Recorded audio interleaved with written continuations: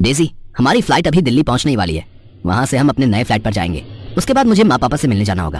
पर क्या तुम मुझे अपने मॉम डैड से नहीं मिलवाओगे? हमारी नई नई शादी हुई है, मैं भी उनसे मिलना चाहती हूँ। अभी नहीं डार्लिंग, अभी सही समय नहीं आया है। हम अचानक से गए तो बात बिगड़ सकती है। पहले मैं उनसे बात कर लूँ, उसके बाद मैं अपने आप तुम्हें वहाँ ले चलूंगा। रवि लंदन में नौकरी करता था, अब वो वापस इंडिया लौट रहा था। डेजी एक विदेशी लड़की है, वो भी रवि के साथ ही जॉब करती थी और उन दोनों में प्यार हो गया। रवि और डेजी ने शादी कर ली। रवि डेजी को लेकर अपने नए फ्लैट पहुंचता है। डेजी, तुम हाथ मुंह धोकर फ्रेश हो जाओ, मैं माँ पापा से मिलकर थोड़ी देर में आ जाऊंगा और खाना भी घर से ही पैक करवा लूंगा। रवि डेजी को फ्लैट में छोड़कर अपने घर पहुंचता है। उसे सामने देखकर उसके माता पिता बहुत खुश होते हैं, पर कोई और भी खुश था जो दरवाजे की ओट से रवि को देख रहा था, और वो थी रवि की पहली पत्नी शोभा। शोभा एक सीधी सादी लड़की थी। रवि 3 साल पहले जब लंदन गया तो जाने से पहले ही उसकी शादी शोभा से करा दी गई थी, पर रवि शोभा को बिल्कुल भी पसंद नहीं करता था। इसका कारण यही था कि शोभा गांव की लड़की थी। अच्छा हुआ तू वापस आ गया, अब शोभा के साथ आराम से रहना। तुम दोनों को तो बिल्कुल समय ही नहीं मिला एक दूसरे के साथ रहने का। अरे जानकी, अब इसने कहाँ जाना है? अब तो इसने अपनी पत्नी और होने वाले बाल बच्चों की जिम्मेदारी ही संभालनी है। माँ जी, मैंने इनके लिए खीर बनाई थी, मैं ले आऊं? हाँ हाँ बहू, इसमें पूछने वाली कौन सी बात है। विदेश में तो वैसे भी इसे खीर खाने को नहीं मिलती होगी। तुम दोनों आराम से बैठकर खाना खाओ, और बहू हमारा खाना हमारे कमरे में ही दे देना। चलो जी, इतने दिनों बाद बेटा आया है, दोनों को एक साथ बैठकर बात करने दो। मौका अच्छा है, शोभा से खाना पैक करवा लेता हूँ। ये लोग खीर खाकर बताओ कैसी बनी है। शोभा, खीर तो बहुत लाजवाब बनी है। वो मेरा एक दोस्त मुझसे मिलना चाहता है, क्या तुम उसके लिए भी थोड़ा खाना और खीर पैक कर दोगी? उससे बहुत समय बाद मिल रहा हूँ, तो तुम्हारे हाथ का खाना भी खिला दूंगा। अच्छा, आपको खीर इतनी पसंद आई? ठीक है, मैं खाना पैक कर देती हूँ। शोभा बेचारी रवि को डिब्बा भरकर खाना और खीर पैक करके दे देती है। वो तो ये सोच रही थी कि रवि को उसके हाथ का खाना पसंद आया है और वो अपने दोस्त के लिए लेकर जा रहा है, पर रवि तो ये खाना डेजी के लिए लेकर गया था। ऐसे ही कुछ दिनों तक रवि शोभा और घर वालों को बेवकूफ बनाकर डेजी के साथ रहता था। करवा चौथ का व्रत आने वाला था और शोभा इस व्रत को लेकर बहुत खुश थी, क्योंकि शादी के बाद पहली बार रवि उसके साथ था।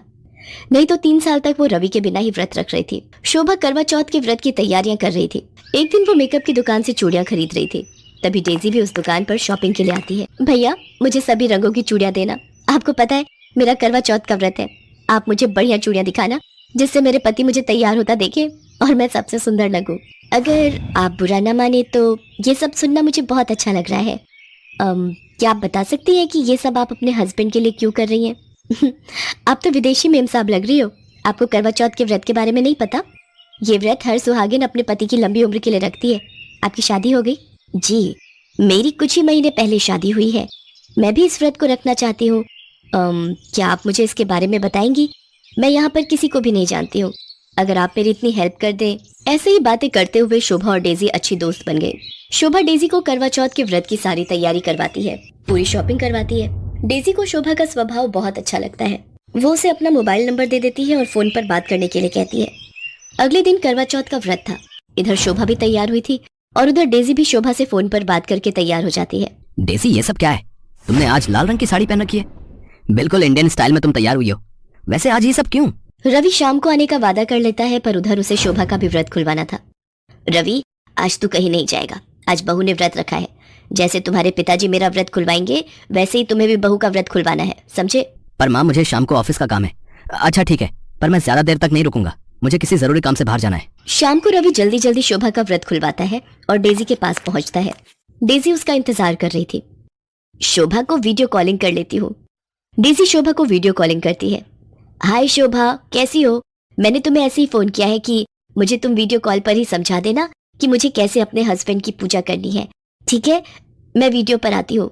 रवि डार्लिंग, इधर तो आना। क्या बात है, तुम पूजा छोड़कर वीडियो कॉल पर किससे बात कर रही हो? आओ रवि, ये देखो मेरी सहेली शोभा, आप डेजी के पति। और फिर न चाहते हुए भी सारी सच्चाई सबके सामने आ जाती है। तुझे शर्म नहीं आई? एक पत्नी के होते हुए तूने इस विदेशी लड़की से ब्याह कर लिया। अरे शोभा, में क्या कमी थी जो तू इस विदेशी से शादी करके इसे साथ ले आया? मैं क्या करता? आप लोगों ने जबरदस्ती मेरी शादी एक ऐसी लड़की से करवा दी जो पढ़ी लिखी भी नहीं थी और जिसे शहर के कोई तौर तरीके नहीं आते थे। माँ पिताजी, मैं डेजी से प्यार करता हूँ, वो मेरी पत्नी है। मैं ये घर हमेशा के लिए छोड़कर जा रहा हूँ। आप रखो अपनी बहू को अपने पास। क्या हुआ डेजी, चलो, तुम रुक क्यों गई? नहीं रवि, तुम शोभा को इतनी बड़ी सजा नहीं दोगे। ये तुमसे सच्चा प्यार करती है जैसे मैं तुमसे करती हूँ। शोभा की कोई गलती नहीं है, वो तुम्हारी पहली पत्नी है और मैं शोभा को छोड़कर कहीं नहीं जाऊंगी। डेजी का ऐसा व्यवहार देखकर शोभा और उसके सास ससुर हैरान रह जाते हैं। शोभा डेजी को गले लगा लेती है और उस दिन के बाद से देसी और विदेशी दोनों सौतन बहू बहनों की तरह रहने लगती हैं। रवि को भी अपनी गलती का एहसास हो जाता है और वो अपनी दोनों पत्नियों को बराबर का हक देता है।